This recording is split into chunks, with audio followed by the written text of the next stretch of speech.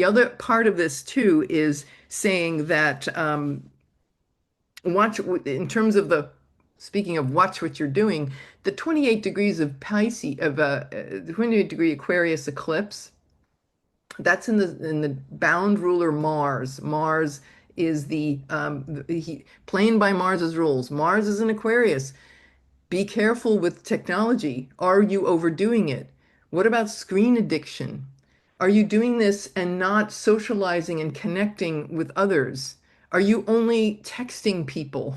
You know, it's so easy to get sucked into the easiness of that. What about real connection? How about your nervous system? You know, that document dump of the DOJ, millions of files all at once, that was not some accident.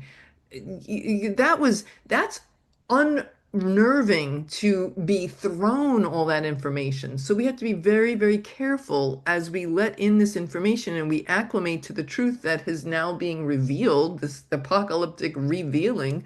We have to be very careful. How do we monitor ourselves? Because it is that Saturn Neptune. You have to monitor yourself in a way that you've never done before. So we can't be very careful because I know I went through it. I told you guys in the previous video.